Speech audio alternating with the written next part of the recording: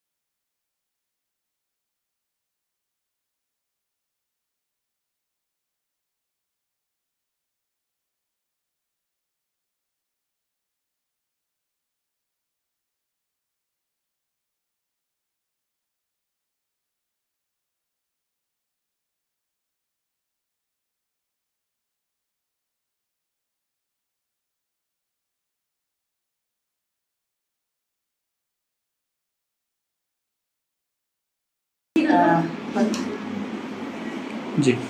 आपका स्वागत है।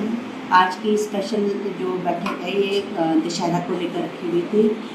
जैसा कि दो साल से दशहरा पर्व जो है मनाया नहीं गया है।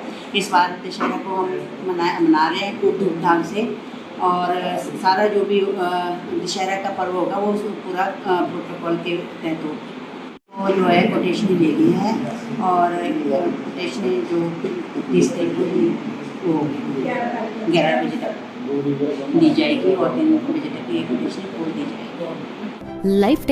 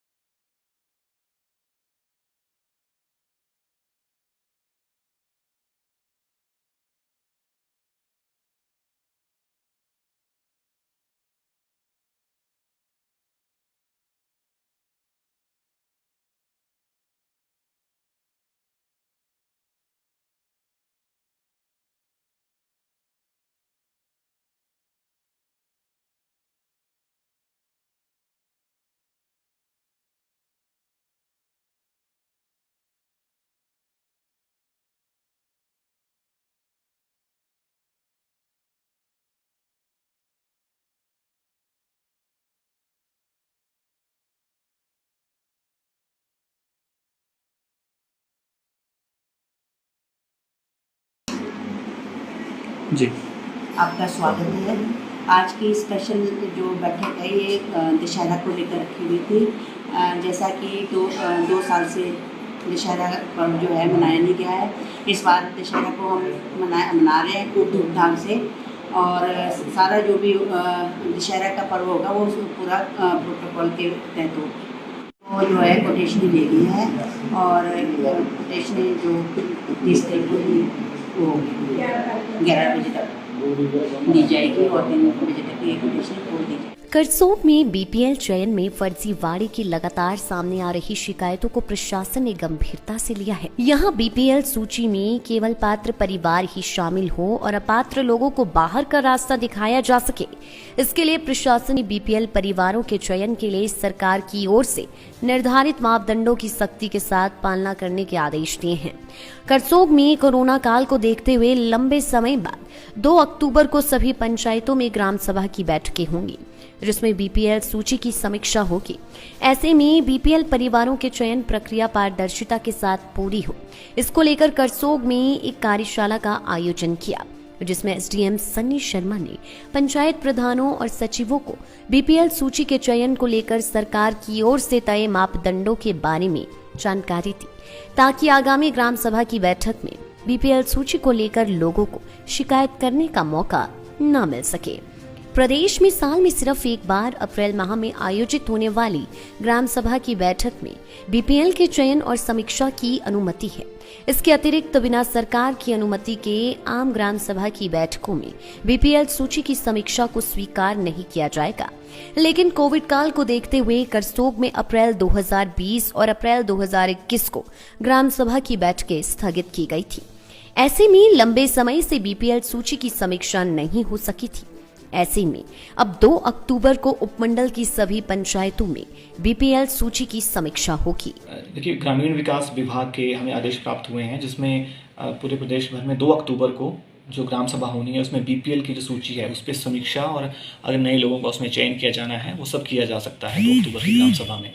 तो उसी बारे में जो विभाग के निर्देश हैं उनके बारे में हमारे जो पंचायत के प्रधान हैं और जो पंचायत सचिव हैं उनको अवगत कराने के लिए आज एक कार्यशाला और मीटिंग हमने करसोग में आयोजित की थी, जहाँ हमने सभी प्रधानों को अवगत कराया कि विभाग के क्या निर्देश हैं बीपीएल सूची के बारे में, और कैसे एक पारदर्शी प्रक्रिया को अपनाते हुए 2 अक्टूबर की ग्राम सभा में एक जो है सही बीपीएल लिस्ट बनाई जा सकती है, जिससे कि हमारे पास जो शिकायतें आती हैं बीपीएल से संबंधित उन पे कमी आ सके और उन पे रोक लग सके। Shri Kangra private school association की मीटिंग हुई, जिसमें हमने अगले 2 वर्ष के लिए अपनी कार्यकारिणी का चुनाव किया, जिसमें श्री जसवंत ढडवाल जी को प्रेसिडेंट, सुस्मीन पठानिया जी को वाइस प्रेसिडेंट और श्री अजीत शर्मा जी को भी वाइस प्रेसिडेंट चुना गया। ये चुनाव 2 वर्ष के लिए किया गया ताकि जो HP बोर्ड से एफिलेटेड स्कूल है वो अपने जो समस्याएं हैं उसको बोर्ड, शिक्षा विभाग या सरकार के सामने रख सके। अब मैं जसवंत अडवाल जी से निवेदन करूंगा कि वो आज आगे बात करें। सबसे पहले तो मैं धन्यवाद करना चाहूँगा पूरे जो कांगड़ा जिला कांगड़ा के सभी प्राइवेट स्कूल एसोसिएशन का, जिन्होंने मुझे ये कार्यभार संभाला है, और मैं इन सब का बहुत बहुत आभारी हूँ। और मुझे पूरा विश्वास है कि इन्होंने जो मुझे दायित्व दिया है उसका मैं पूरी निष्ठा से जो है कार्यान्वयन करूँगा। आज की जो मीटिंग हुई और जिसमें ये कमेटी का गठन किया गया, इसके बाद हमारी जो समस्याएं हैं, जो Himachal Pradesh board school education से जो मान्यता प्राप्त स्कूल हैं, उसमें जो समस्या आ रही हैं, वो सबसे जो बड़ी समस्या है वो ये है कि जो पेरेंट्स हैं वो परेशान हो चुके हैं और वो बार बार हमें स्कूल में आकर बच्चों को भेजने के लिए बाध्य कर रहे हैं कि आप स्कूल में बच्चों को बुलाएं। और जब पूरे भारतवर्ष में जितनी भी स्टेट है सब में जो है स्कूल खुल चुके हैं, केवल केरल, वेस्ट बंगाल और एक और कोई स्टेट है हिमाचल, बस 2 ही स्टेट है। हिमाचल प्रदेश की जो सरकार है, जब सरकार बोल रही है कि हमारा जो है और हमारे जो प्रधानमंत्री है उन्होंने भी हिमाचल सरकार की पीठ थपथपाई कि यहाँ पर जो है 100% जो वैक्सीनेशन हो चुकी है। जब 100% वैक्सीनेशन हो चुकी है तो फिर जब पूरे देश में स्कूल खुले और बच्चों की पढ़ाई जो है वो सुचारू रूप से चल रही है, तो फिर हिमाचल प्रदेश का जो स्वास्थ्य विभाग है उसको क्या अपनी वैक्सीनेशन के ऊपर विश्वास नहीं है? क्या उन्होंने गलत वैक्सीनेशन की है? मैं ये सरकार से प्रश्न उठाना चाहता हूँ कि ऐसा क्यों है? बच्चों की पढ़ाई का, बच्चों का जो मानसिक, बच्चे इस टाइम तनाव में है, बहुत बुरी हालत है। बच्चों ने नीट की प्रिपरेशन करनी है, जेईई मेन में जाना है, दूसरे एग्ज़ाम कंडक्ट कर रहे हैं। पिछले 1.5 साल से जो है स्कूल बंद पड़े हैं और अभी तक सरकार कोई भी पॉलिसी, एजुकेशन पॉलिसी नहीं बना पाई है। ये सरकार के लिए इसके ऊपर गंभीरता से विचार करना चाहिए। और जिन प्रदेशों में स्कूल खुले हैं उनकी जो हेल्थ डिपार्टमेंट है या एजुकेशन डिपार्टमेंट से है, मैं तो ये सही बोलूँगा कि उनसे प्रदेश सरकार को सीखने की ज़रूरत है। आज 4 दिन का डेट दे रहे हैं, 27 को खुल जाएंगे, फिर 31 को खुल जाएंगे, उसके बाद अगले महीने 7 तारीख को खुल जाएंगे। ये जो सिलसिला चला है ये बहुत ही एक पेरेंट्स के लिए भी और स्कूल वालों के लिए भी और सब के लिए जो है इसके बहुत ही गंभीर परिणाम जो है वो देखने को मिलेंगे।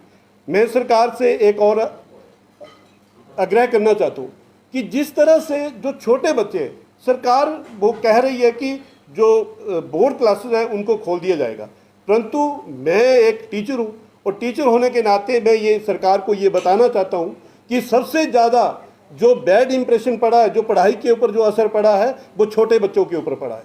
गवर्नमेंट के जो प्राइमरी स्कूल है विद इन 1 और 2 किलोमीटर के रेडिएशन में है, दायरे में है, वहाँ पर तो कोई कोरोना नहीं है, कोई गांव में कोई कोरोना नहीं है, कोई कोरोना के जो अभी प्रोटोकॉल है ना उसको कोई फॉलो किया जा रहा है, यहाँ पर केस भी नहीं है। तो हमारी सरकार से, हमारा सरकार से आग्रह है कि वो स्कूलों को तुरंत जो है वो खोल दें ताकि बच्चों के भविष्य के साथ खिलवाड़ ना हो। और इसके साथ हम ये बताना चाहते हैं कि ऐसा ना हो कि बीच में किसी अगर क्षेत्र में अगर कई बार जो है वो कोरोना कोई केस निकल आता है तो पार्टिकुलर उस स्कूल को जो है वो 24 घंटे के लिए, 72 घंटे के लिए उसको जो है वो बंद कर दिया जाए और उसके बाद जो उसको दोबारा खोलने का मौका दिया जाए। ऐसा नहीं है कि उसका जो इम्प्लीमेंट है पूरे प्रदेश में उसको स्कूल बंद कर दी। तो सरकार को इसमें संयम से काम लेना चाहिए, सरकार को पॉलिसी बनानी चाहिए। और मैं तो ये बताता हूँ कि सरकार जो बाकी राज्यों में जो स्कूल चले हैं वहाँ से सीखना चाहिए कि उनका स्वास्थ्य विभाग किस तरह से काम कर रहा है। जब भी आता है ये बोलते हैं कि हमारा ये नहीं है। इसके अलावा जो दूसरा हमारा पॉइंट है वो ये है कि अब जो सरकार है 9 to +2 जो है सेमेस्टर सिस्टम जो है उसको लागू करने जा रही है। तो जब सिलेबस स्टार्ट हुआ है सरकार ने डिफाइन नहीं किया कि फर्स्ट सेमेस्टर में क्या आएगा, सेकंड सेमेस्टर में क्या कौन से सिलेबस होगा। तो उसको सरकार जो है कैसे इम्प्लीमेंट करने जा रही है। सरकार को इसके ऊपर गंभीरता से सोचना चाहिए और ये जो सेमेस्टर सिस्टम है वो इस साल जो है वो इसको नहीं इम्प्लीमेंट किया जाए और इसको जो है अगले साल के लिए जो है वो टाला जाए और या अगले साल से इसको जो है वो शुरू किया जाए। इसके अलावा हमारी जो ट्रांसपोर्ट है, जिन भी हमारी 1.5 साल से स्कूल की बसेस खड़ी है, कई हमारे यहाँ पर भाई हैं जिन्होंने नई बस डाली है, वैसे के वैसी खड़ी है और वहाँ पर रोड टैक्स, टोकन टैक्स सब लिया जा रहा है। जब बस रोड में चली नहीं है तो टोकन टैक्स किसका लिया जा रहा है? सरकार सभी पक्षों को सुन रही है, परंतु ये जो प्राइवेट स्कूल एसोसिएशन है, जिसने जो हमारे जो प्राइवेट स्कूल है जो कि एजुकेशन के स्तर को, अगर हिमाचल प्रदेश को एजुकेशन के स्तर में अगर नंबर 1 या नंबर 2 पे लाए हैं तो ये प्राइवेट स्कूलों की मेहनत है और जो प्राइवेट स्कूल जो जितनी ज़्यादा मेहनत कराते हैं वो उसका नतीजा है। परंतु उन्हीं जो अभिभावक हैं, यहाँ पर जितने बैठे हैं, कोई बेरोजगार है, कोई 4 आदमियों ने इकट्ठे होकर के स्कूल चलाया, कई 3 आदमियों ने इकट्ठे होकर के चलाया और हर स्कूल के पास 20 से 30-40 तक जो है वो एम्प्लॉइज़ है। आज की डेट में सारे एम्प्लॉइज जो टैक्सी ड्राइवर थे, चाहे बुक सेलर हैं, चाहे जितने भी है, सारे के सारे जो है वो धरे के धरे बैठे हैं और बच्चों का जो नुकसान हो रहा है वो बहुत ज़्यादा हो रहा है और पेरेंट्स का हमारे ऊपर बहुत ज़्यादा प्रेशर है। सरकार अगर स्कूल जो है अभी जो डेट के ऊपर डेट दी जा रही है, अगर सरकार ऐसा नहीं करती है तो हम जो है, क्योंकि बच्चों की रिस्पॉन्सिबिलिटी हमने ली है और हम जो है स्कूल खोलने के लिए फिर बाध्य होंगे, फिर हमें सरकार की जो है वो हवेलना क्यों नहीं करनी पड़ जाए। तो ये मेरा सरकार से ये गुजारिश है कि कृपया करके वो इस मैटर के ऊपर ध्यान दे और बच्चों के भविष्य के साथ खिलवाड़ ना करें। जो छोटे बच्चे हैं वो काखा लिखना भूल गए, उनको ABC तक नहीं आ रही है, लिखने का पता नहीं है, उनकी जो सिटिंग कैपेसिटी है बहुत टूट गई है, उनको बैठने तक नहीं आ रहा है, बच्चे लेट के पढ़ाई कर रहे हैं, मोबाइल्स में गेम्स में लगे। उनके पेरेंट्स आके हमें बोल रहे हैं कि बच्चों की बहुत बुरी हालत हो चुकी है और इसका सारे का सारा जो श्रेय है इस काम के लिए हम तो सरकार के ऊपर डालेंगे कि बच्चों की जितनी भी पढ़ाई का नुकसान हुआ है वो सरकार का हुआ है। जब से स्कूल खुले थे आज दिन तक कोई कुछ नहीं हुआ, कोई ब्लास्ट नहीं हुआ, आज दिन तक कोई बच्चे का ऐसा कोई ये नहीं हुआ, जबकि आपकी सारी जो हेल्थ एजेंसी हैं वो ये बोल रही हैं कि इसका बच्चों के ऊपर इतना इफेक्ट नहीं है कोरोना का। उसके बावजूद भी ये कर रहे हैं, तो ये एक सरकार को इसके ऊपर सोचना चाहिए। आप सब आए और आप सब ने हमें टाइम दिया, बहुत बहुत धन्यवाद। अभी मेरे जो साथ जो वाइस प्रेसिडेंट चुने गए हैं सुस्वीन पठानिया जी, ये अगर आप भी अपने कोई 2 शब्द आप बोल सकते। धन्यवाद गढ़वाल जी। मैं district Kangra private school association का आज वाइस प्रेसिडेंट चुना गया हूँ। मैं समस्त निजी स्कूल चालकों का धन्यवाद करता हूँ व उनको विश्वास दिलाता हूँ कि आने वाले समय में निजी स्कूलों में जो भी समस्याएं आएंगी हम उनका आपस में मिल बैठकर निपटारा करेंगे। एक मैं जैसे डडवाल जी ने, हमारे प्रेसिडेंट जो आज चुने गए हैं, इन्होंने बोला है कि सरकार जो है जल्द से जल्द स्कूल खोले। अभी पेरेंट्स लोग भी हमारे को आके तंग कर रहे हैं कि हमारे बच्चों की बहुत बुरी हालत हो गई है, तो काइंडली सभी जो है स्कूल खोल दिए जाएँ। मैं आपको ऐसे बात बताता हूँ, हमारे जो हिमाचल प्रदेश को जो दूसरी स्टेट्स के जो डिस्ट्रिक्ट जो है एडजॉइन कर रहे हैं, वहाँ पे हमारे सुबह 4, 5, 7 बसें जो हैं प्राइवेट स्कूलों की भर के जाती हैं और जो बच्चे हैं वो हिमाचल के जा रहे हैं। हमारे हिमाचल के बच्चे नर्सरी क्लास की पढ़ाई के लिए, 10th क्लास की पढ़ाई के लिए पंजाब के क्षेत्रों में जा रहे हैं, YT सो। तो मैं ज़्यादा नहीं बोलूँगा, बाकी सभी डडवाल जी ने बातें जो हैं हमारी जो प्रॉब्लम्स हैं वो डिस्कस कर ली हैं। तो मैं चाहूँगा कि सरकार जल्द से जल्द इसके ऊपर कोई डिसीज़न लेके हिमाचल प्रदेश में स्कूल खोले और स्कूल नर्सरी से लेकर 12th तक खोले। हम लोग सारे के सारे जो प्रोटोकॉल्स हैं, जो SOP जो गवर्नमेंट जो जारी करेगी, हम उनको फॉलो करेंगे और बच्चों का ध्यान रखते हुए उन बच्चों को पढ़ाएंगे। धन्यवाद जी। श्री रमन अवस्थी जी। धन्यवाद सुस्वीन जी। मैं प्रेस बंधुओं का धन्यवाद करता हूं और आज करीब करीब हमारे 17 के करीब डिस्ट्रिक्ट कांगड़ा के स्कूल इकट्ठे हुए, स्कूल संचालक, तो इनका भी बहुत बहुत धन्यवाद, इन्होंने अपना कीमती समय निकाला। और अब हम जो है हिमाचल लेवल की एक स्कूल फेडरेशन बनाने जा रहे हैं और हम सरकार को जताना चाहते हैं कि हम चुपचाप नहीं बैठे हुए हैं। अगर सरकार का यही रवैया रहा, क्योंकि देखिए सारी स्टेट्स खुल गई हैं, 3 स्टेट्स बची हैं उसमें हिमाचल भी इकलौता स्टेट है जो नहीं खोल रहा है स्कूल को। और सारी सबसे पहले वैक्सीनेशन हिमाचल में हुई। या तो वो हमारे मुख्यमंत्री जी बड़े समझदार हैं या जिनके स्कूल खुल चुके हैं वो समझदार हैं, ये तो आने वाला वक्त बताएगा। परंतु जो स्कूल खुल चुके हैं उनमें पढ़ाई स्टार्ट हो गई है और 2022 में जब बच्चे पेपर देने बैठेंगे, +2 के बच्चे, उनमें जेईई मेंस देना है और नीट की परीक्षा देनी है, तो हमारे बच्चे पीछे रह जाएंगे 2 महीने, क्योंकि जो बाकी स्टेट्स के बच्चे हैं वो पढ़ना स्टार्ट कर दिए हैं, ऑफलाइन स्टार्ट हो गई है, उनकी एकेडमी स्टार्ट हो गई है। और दूसरी बात, रेजिडेंशियल स्कूल 2 महीने से खुले हुए हैं हिमाचल प्रदेश से। क्या अमीरों के बच्चों को कोरोना नहीं लगता है तो उनको क्यों खोला गया है? अभी देखिए आप धर्मपुर में आया, इससे पहले अप्रैल में डलहौजी पब्लिक स्कूल में कोरोना का संक्रमण हुआ, सोलन का स्कूल था, न्यूज़ में आया उनका, तो उनको पूरा साल खुला रखा हुआ है इन्होंने। जनवरी में भी खुला था, दिसंबर में भी खुला था। हम लोग जो हैं नॉर्मल स्कूल जहां बच्चे पढ़ते हैं, मध्यम वर्ग के बच्चे पढ़ते हैं, गरीब बच्चे पढ़ते हैं गवर्नमेंट स्कूलों में, उन स्कूलों के बच्चों को सरकार ने 2 महीने से रोका हुआ है। ये बहुत शर्म की बात है सरकार के लिए। सरकार को सोचना चाहिए कि अमीरों के बच्चों के लिए स्कूल खोल दिए उन्होंने 2 महीने से, और गवर्नमेंट स्कूल और प्राइवेट स्कूल जो मध्यम वर्ग के बच्चे पढ़ते हैं उनके लिए स्कूल बंद रखे गए हैं। तो सरकार जो है इस तरफ बहुत ध्यान दे। और कल परसों मैं यहाँ से शिमला गया तो मुझे बड़ा दुख हुआ कि ट्रांसपोर्ट बसेज जो है प्राइवेट स्कूल की, गवर्नमेंट स्कूलों जो प्राइवेट बसेज चलती हैं उनकी ट्रांसपोर्ट जो बसेज हैं उनमें भी आजकल स्ट्रेंथ नहीं आ रही है पूरी, वो भी सड़क के किनारे खड़ी हुई हैं। जो माल ढोने वाले जो जीप्स टेम्पू हैं वो भी सड़क के किनारे खड़े हुए गए हैं, क्योंकि इकोनॉमी नहीं चल रही है। कब तक आप इकोनॉमी को रोके रखोगे? आप यहाँ से पंजाब चले जाओ, ऐसा लगता है आप दूसरे देश में आ गए हो। वहाँ ना मास्क है ना कुछ है, क्या कि वो हिंदुस्तान का हिस्सा नहीं है। आप पंजाब का बॉर्डर क्रॉस कीजिए, पुलिस वाले मास्क नहीं पहन रहे हैं। हमारे हिमाचल प्रदेश में सब कुछ रुका हुआ है, सारे व्यवसाय बंद हैं। ये रेस्टोरेंट वाले भाई साहब बैठे हुए हैं, इनसे पूछिए कि रेस्टोरेंट का बिजनेस कैसा चला हुआ है, होटल का बिजनेस कैसा चला हुआ है। 1 महीना रेस्टोरेंट खोले, उसके बाद सब कुछ बंद कर दिया। उसके बाद ट्रांसपोर्ट का काम बिल्कुल ठप है। जो प्राइवेट बसेस चल रही हैं वो भी कुछ चल रही हैं, सब बंद पड़ी हुई हैं। एक आप बाजार में चले जाइए, शाम को बाजार की रौनक सारी की सारी खत्म हो गई है। और अब बोल रहे हैं, पहले हमने सोचा था कि हमने 6 सितंबर को स्कूल खोल देने हैं, तब हमने वेब मीटिंग की, हमने सोचा था खोल देंगे स्कूलों को। परंतु जब हमने 6 तारीख को मीटिंग की तो हमें ऐसी एडवाइजरी मिली कि सेंटर से एडवाइजरी आई है स्टेट गवर्नमेंट को कि 15 सितंबर को ब्लास्ट होगा यहाँ पर कोरोना काल का। तो हम भी जरा बच्चों की सेहतों को ध्यान में रखते हुए हम रिस्क नहीं ले सकते हैं। सरकार जानती है कि हम अलग नहीं चलेंगे सरकार से, परंतु हमने देखा 15 सितंबर तक कोई लहर नहीं आई। अब 15 अक्टूबर बोल रहे हैं, उसके बाद बोलेंगे 15 नवंबर बोलेंगे, उसके बाद बोलेंगे 2022 में भी लहर आएगी, 2023 में भी लहर आएगी। कब तक आप डरा के रखोगे लोगों को?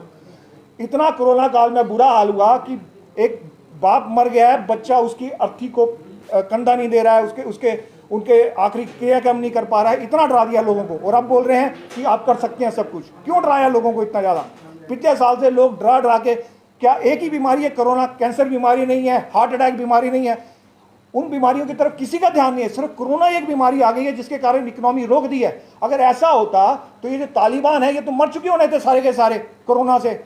इन्होंने ना मास्क पहना है ना कुछ पहना है, और ये जिंदा है, सब कुछ काम कर रहे हैं, अपना काम कर रहे हैं।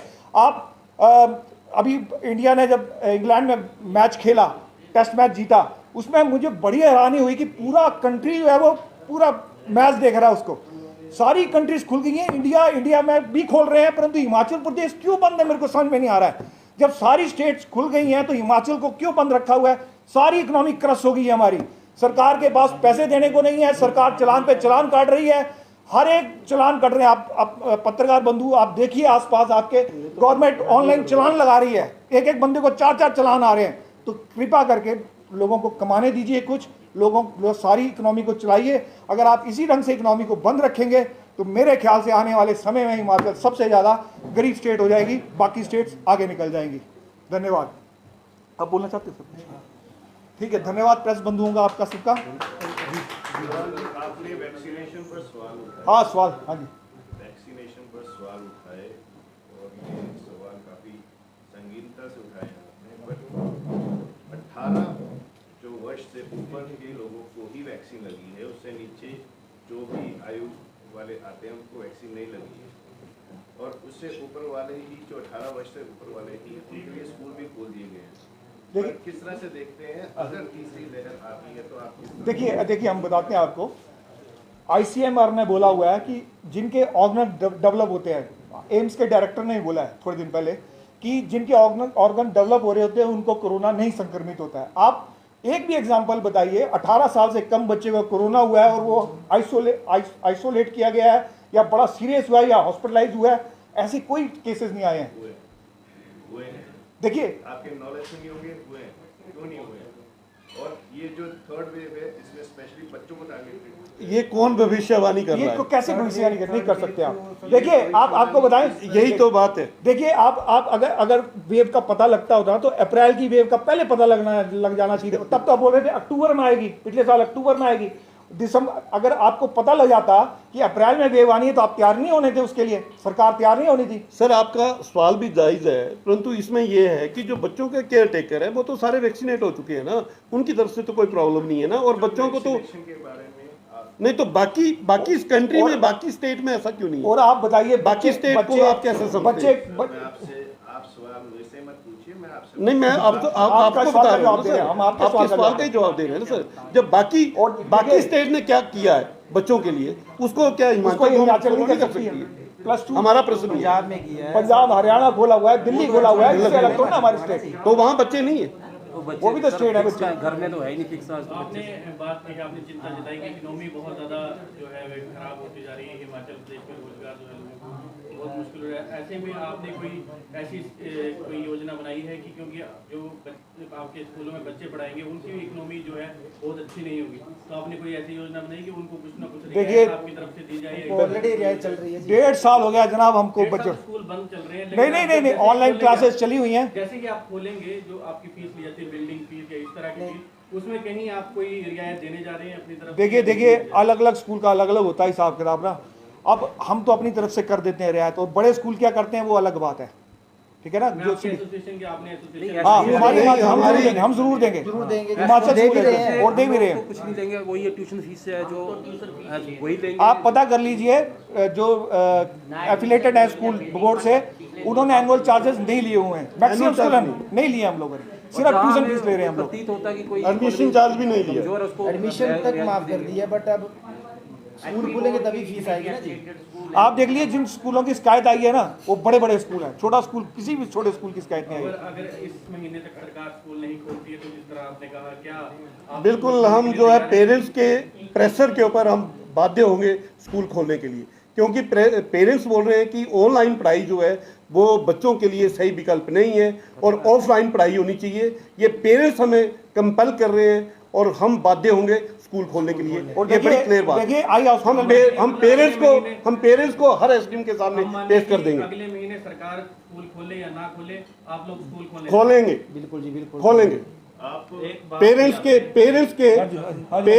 आप कह रहे हैं कि पेरेंट्स आ रहे हैं जी, क्या मान लिया आपके पास आ रहे हैं, आप घुमा भी रहे हैं, बच्चों को पढ़ा भी रहे हैं, लेकिन आपकी सोसाइटी में जो सरकारी स्कूल हैं उनके जो टीचर हैं उनकी ओर से अभी तक ऐसी कोई शिकायत या बयान नहीं आया कि हमारे बच्चे बोल रहे हैं, उनके पेरेंट्स बोल रहे हैं बच्चों को पढ़ाओ। सर आप उनको सर डिप्टी डायरेक्टर के बयान सुनिए। सरकारी स्कूलों का नाम लिया, आपने बात नहीं की, आपको भी साथ देना चाहिए, आपको भी पढ़ाना चाहिए, आप सोचते हैं कि उनको सिर्फ पैसों से मतलब नहीं, ऐसा कुछ नहीं है, वो पढ़ा रहे हैं। सरकारी स्कूल के जो टीचर है उनकी जो रिपोर्ट गई है डिप्टी डायरेक्टर को, उनकी रिपोर्ट भी यही है कि अभिभावक जो है वो स्कूल खोलने के लिए उनके ऊपर दबाव बना रहे हैं। ये जयराम आप सीएम साहब से का बयान सुन लीजिए, वो बोल रहे हैं, ये सरकारी रिपोर्ट है कि अभिभावक का प्राइवेट स्कूल की एसएमसी होती है, पेरेंट टीचर एसोसिएशन, उन्होंने कल की न्यूज में सीएम साहब खुद बोल रहे हैं कि हमारे सरकारी स्कूल की बात कर रहा हूँ, सरकारी स्कूल की बात कर रहे हैं। एसएमसी की बात ना करो ना